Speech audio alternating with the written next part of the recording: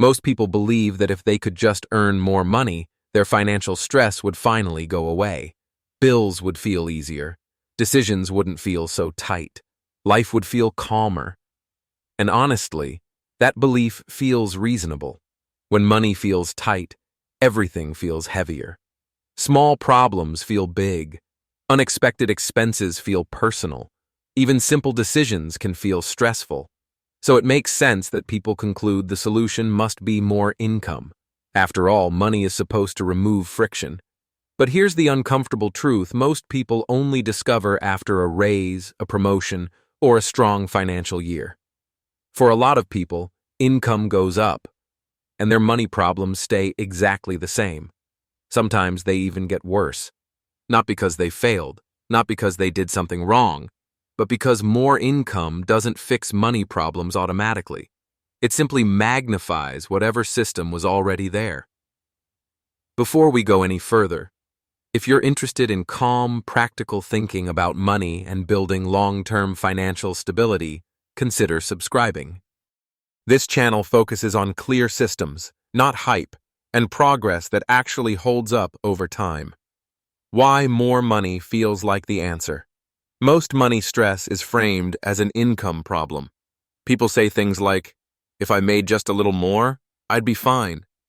Once I hit this number, things will calm down. I don't have a spending problem. I have an income problem." And to be fair, sometimes income really is part of the issue. But here's where the assumption starts to break down. If income were the real fix, then earning more would permanently reduce stress. Yet, what we see in real life is something very different. Someone gets a raise, they switch jobs and earn more. They land a higher-paying contract or promotion, and for a short period of time, things do feel better. There's relief, there's breathing room, there's a sense that things are finally moving in the right direction. But then, slowly and quietly, the stress comes back. Not all at once, not dramatically. It just returns. What money actually changes? Money doesn't change behavior, it reveals it. If your money system is unclear, more income doesn't bring clarity. It brings complexity. If you were leaking money before, you usually just leak more of it now. If spending decisions were emotional before, they don't suddenly become rational. They just happen at a higher price point. This is why people with very different incomes can experience the same financial pressure. The numbers are bigger, the lifestyle looks nicer, but the underlying stress feels familiar.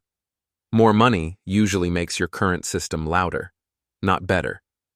And this is an important idea to sit with, because it means money itself isn't the problem, and it isn't the solution either. Lifestyle inflation is quiet. This is where lifestyle inflation enters the picture. And lifestyle inflation doesn't look dramatic. It doesn't look like reckless spending. It doesn't look like poor decisions. It looks reasonable. You upgrade a few conveniences. You say yes more often because you can. You stop paying attention to small expenses because they feel insignificant now. Individually, none of these choices seem like a mistake. But together, they quietly erase the margin that higher income was supposed to create. This is why raises often don't feel like raises for very long. The money didn't disappear. It just got absorbed. And because this process happens gradually, people don't notice it until the pressure returns. Why chasing more income backfires? When the stress comes back, many people draw the wrong conclusion. They assume the income still isn't high enough. So they chase the next raise, the next promotion, the next side hustle. And this is where things can spiral. Because if income is the only solution, then calm is always just one step away and never actually arrives. Every increase resets expectations. Every upgrade becomes the new normal. Every gain creates new obligations. At that point, income doesn't feel empowering. It feels fragile. Income versus wealth. This is where it helps to separate income from wealth. Income is what comes in. Wealth is what remains, compounds, and supports your future. Income is a flow. Wealth is a structure. You can have strong income and weak wealth. And when that happens, financial stress doesn't disappear. It just changes shape. You're no longer worried about survival. You're worried about maintenance, about keeping things going, about not slipping backward. High income doesn't mean financial calm. This is why high earners often feel confused about their money situation.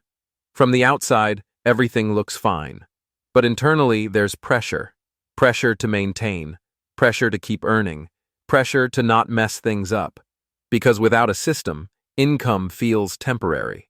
When money is managed mentally instead of structurally, every decision carries weight. Every unexpected expense feels disruptive. Every income fluctuation feels threatening. That's not a money problem. That's a system problem. The real root of money stress. The real root of money stress isn't lack of income. It's lack of structure. Without structure, money becomes reactive. You're always responding instead of directing. Bills arrive and you deal with them. Expenses happen and you adjust. Savings get whatever is left, if anything is left.